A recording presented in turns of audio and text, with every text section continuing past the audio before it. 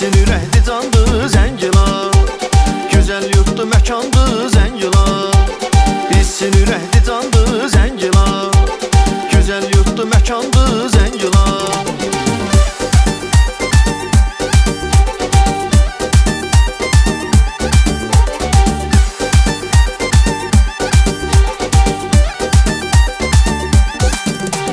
Sənə halaldı məhv elədin düşməni, gözəlliyin heyran edibdi məni. Neçə ildir görə bilmirdik səni.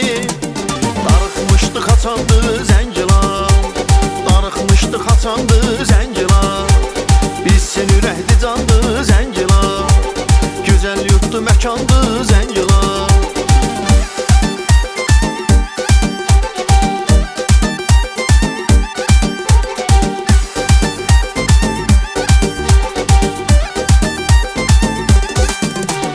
Zəngilan heyran eləyir hər kəsi, vətənin ürəkdən ayrılmaz hissəsi, Azərbaycanın ən gözəl bölgəsi.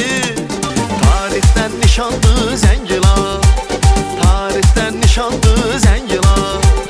Bilsin ürəkdi candı Zəngilan, gözəl yurtdu məkandı Zəngilan.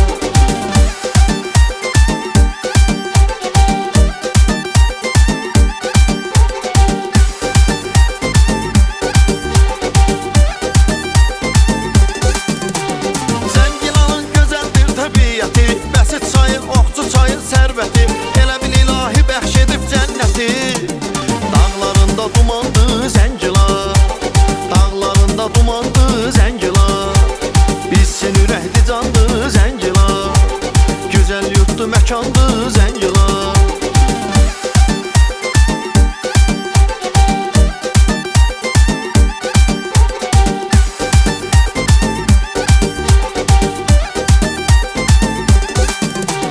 Var nə qədər mənzərəli dağları, valeh edir bağçaları, bağları.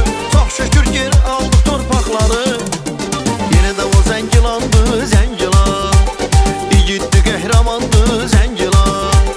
Bilsin ürəkdi candı Zəngilan, gözəl yurtdu məkandı Zəngilan.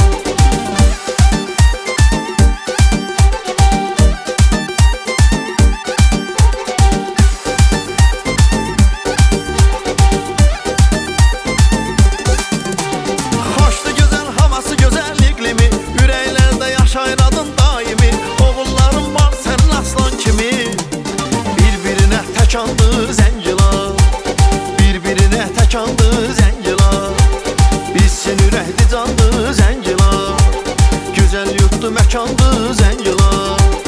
Bilsin ürəkdi candı Zəngilan, gözəl yurtdu məkandı Zəngilan. Bilsin ürəkdi candı Zəngilan, gözəl yurtdu məkandı Zəngilan.